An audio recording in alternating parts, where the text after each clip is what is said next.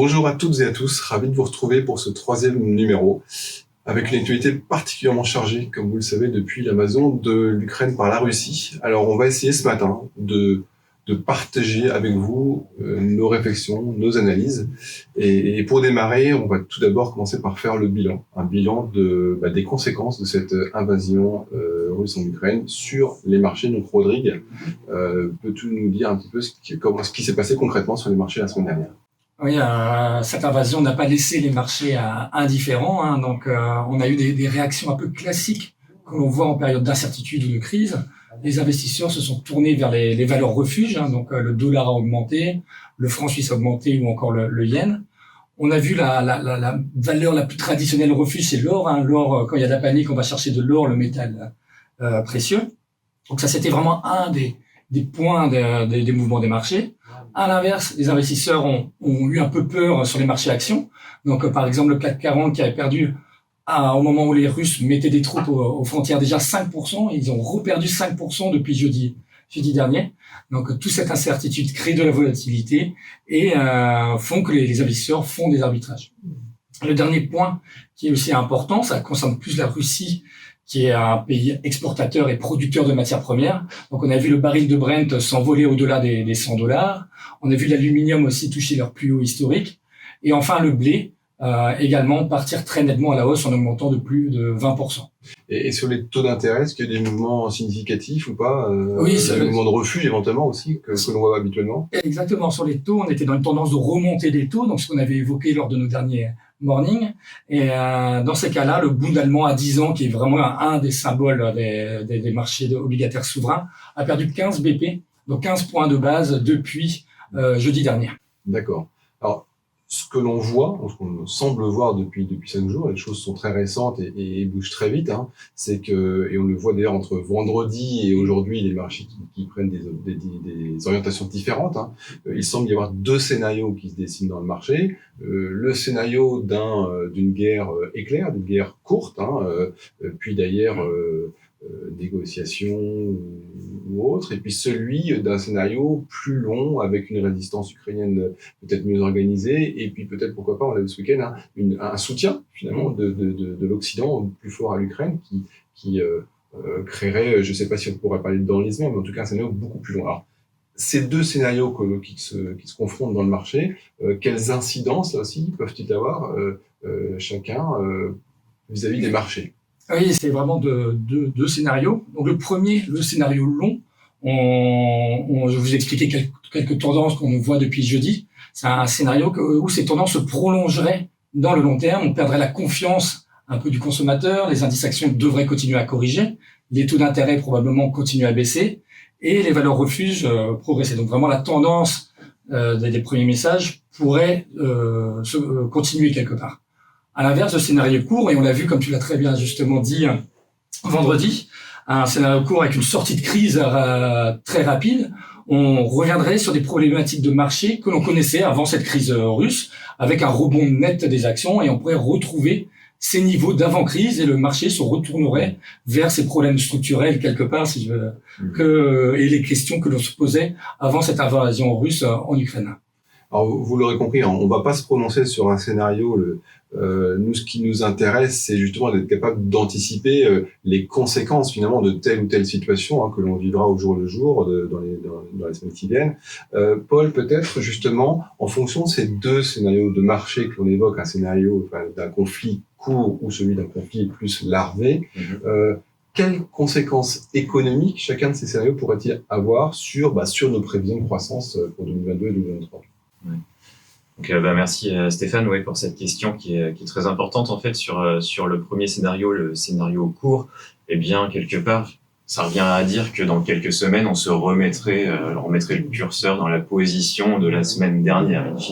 Donc, dans quelle position est-ce qu'on se situait au début de la semaine dernière, donc avant ce conflit? Eh bien, les enquêtes, notamment délivrées par les chefs d'entreprise, par les ménages et en zone euro, ces enquêtes étaient très favorables. La confiance des ménages est à un niveau relativement élevé au niveau de la zone euro. On est sur le niveau moyen 2015-2018 et les PMI délivrés par les chefs d'entreprise lundi dernier, donc il y a seulement une semaine, ont surpris les marchés à la hausse. Donc, si le scénario était un scénario court, comme l'a dit Rodrigue, on reviendrait donc se positionner sur la situation d'il y a une semaine, qui est donc une situation favorable, mais je le rappelle, avec de l'inflation, hein, qui du coup stressait les marchés à travers la politique à venir des banques centrales. Mais à choisir, probablement que c'est la situation que nous préférerions tous. L'autre situation, qui est celle d'une situation larvée, eh bien inquiète la Banque centrale européenne, inquiète le marché et bien sûr va inquiéter les ménages et les entreprises à travers la confiance. Donc cette confiance, elle pourrait se retourner, à mon sens, à horizon 2-3 mois. Par quel mécanisme elle va se retourner cette confiance? Rodrigue l'a dit, elle peut se retourner par le mécanisme des matières premières. Hein. Le pétrole a dépassé $100, le gaz a augmenté de près de 20 à 30% sur la journée de jeudi, vendredi et encore ce lundi. Donc ça va grever la confiance des ménages. Actuellement, en France, on a la chance d'avoir le prix du gaz qui est fixé par un mécanisme que l'État a souhaité il y a quelques mois, mais on sait qu'en juillet, on va sortir de cela et de nouveau, donc le gaz peut augmenter assez rapidement. Donc la confiance pourrait être grevée en France à partir du mois de juillet. Donc le prix du gaz et du pétrole affecte les ménages et les entreprises. Il y a un autre mécanisme qui est celui de l'alu. Donc là, ça va affecter qui? Eh bien, la sidérurgie, les entreprises directement, l'automobile. Et enfin, le troisième point, c'est le blé. On a la Russie qui est un producteur de blé, de maïs aussi pour l'Ukraine. Et là, c'est l'ensemble des économies, et notamment les économies pauvres. Hein, on peut penser à l'Afrique notamment, qui dépend du blé pour fabriquer ses biens de première nécessité, comme le pain ou les pâtes. Et là, on a un conflit géopolitique, politique possible. On l'a vu en Afrique du Nord il y a quelques années, avec les printemps arabes en 2011. Donc un conflit larvé aurait des répercussions sur l'ensemble de la planète, horizon 6-12 mois.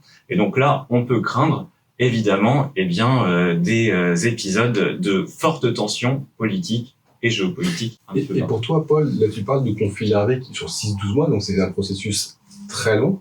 Tu ne crois pas, finalement, à un risque de rupture, un risque de choc brutal sur l'économie, un coup d'arrêt à la reprise que l'on connaissait depuis quelques mois. Pour toi, ces choses-là s'étaleraient plutôt dans la durée? Là encore, on revient au scénario de conflit. Deux options, encore deux options s'offrent à Vladimir Poutine, rester en Ukraine et puis battre dans la rue, se combattre dans la rue avec les Ukrainiens. Et donc là, on aurait un conflit larvé de rue terrible. Mais l'autre option qui s'offre à Vladimir Poutine ce lundi matin, c'est de bombarder massivement les villes. Auquel cas, là, pour le coup, on pourrait faire face à un choc massif, rapide de confiance et retrouver plus rapidement, évidemment, que ce que je t'ai dit auparavant, se retrouver l'impact sur les marchés. Donc on voit bien qu'il y a différents scénarios qui se profilent. D'accord. Quoi qu'il arrive, le risque est inflationniste. On l'a compris. Dans le scénario 1, un scénario de sortie de court terme, on retrouverait l'inflation d'avant-crise, mais qui est une inflation forte. Je rappelle, 5,1% d'inflation en zone euro. Et puis les deux autres scénarios, c'est des scénarios où le prix des matières premières, le prix des denrées agricoles s'envole et les prix donc sortiraient en... Alors, quand tu parles d'inflation, forcément, la réaction qu'on a, c'est la Banque centrale européenne, parce que la Banque centrale européenne était déjà, on va dire, à l'œuvre pour essayer de combattre cette inflation que l'on voyait s'accélérer depuis quelques mois. Là, si on a une accélération de l'inflation, mais qui est liée à un conflit, est-ce que finalement, les banques centrales, alors on parle de la BCE, mais on peut aussi parler de la Fed, est-ce que les banques centrales vont garder la même attitude ou vont effectivement, quelque part, être prises entre gérer l'inflation, certes, mais accompagner la situation géopolitique qui est anxiogène pour les agents économiques? Donc, quel est un peu justement aussi le scénario que les banques centrales peuvent adopter dans ces scénarios qu'on évoque depuis tout à l'heure? Pour la Banque centrale européenne, à mon avis, ça va être le meilleur des symboles en fonction des deux scénarios que l'on a, un conflit court et un conflit plus long. Dans le conflit court, on se retrouvait à la situation un peu avant l'invasion russe, et donc on se replacerait avec une inflation qui serait assez élevée, proche de l'objectif de la Banque centrale européenne, et qui avait une fenêtre qui s'ouvrait pour augmenter ses taux directeurs à l'horizon de fin d'année 2022, premier semestre 2023. Donc la réunion du 10 mars prochain était un peu clé avant cette invasion, parce qu'on se demandait si la Banque centrale européenne allait modifier ses prévisions d'inflation et de croissance. dans le conflit plus larvé, la Banque centrale européenne va être confrontée à un potentiel ralentissement de la croissance et une inflation au-delà de son objectif. Donc, un discours très compliqué à tenir pour Christine Lagarde.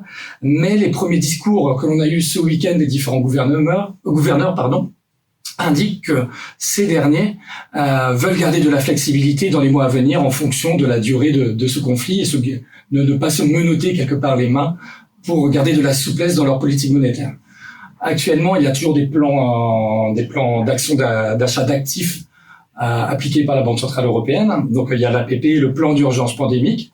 S'il y avait un conflit long, pourquoi ne pas imaginer un nouveau plan d'achat d'actifs mis en place par la Banque centrale européenne pour faire face à cette situation de guerre? Et dans ces cas-là, du coup, décaler encore de plusieurs années une potentielle remontée des taux directeurs. D'accord. Paul, quelque chose à rajouter pour les banques centrales? Non, ce dont je ne doute pas, c'est un peu ce que Rodrigue a dit, mais en synthèse, on a bien vu la Banque centrale européenne ces derniers mois accompagner la crise Covid, et sans aucun doute, et s'il faut mettre les moyens, elle les mettra, elle accompagnera cette crise géopolitique qui est majeure pour l'Europe, pour la zone euro. Et on peut penser que la Banque centrale européenne n'hésitera pas à remettre de la liquidité dans le marché de manière à satisfaire le besoin d'investissement, notamment militaire, puisqu'on l'a vu ce week-end, l'Allemagne va renforcer ses dépenses publiques dans le domaine militaire, et on peut penser que ça va être le cas de nombreuses économies de la zone euro, et à mon sens, la BCE sera là derrière pour maintenir des conditions de financement favorables. Merci messieurs, on va continuer de suivre ça de très près dans les prochains jours, et notamment des impacts que cela pourrait avoir. Et on continuera de vous tenir informés sur l'évolution de nos scénarios dans cette période compliquée. Merci à tous, excellente semaine.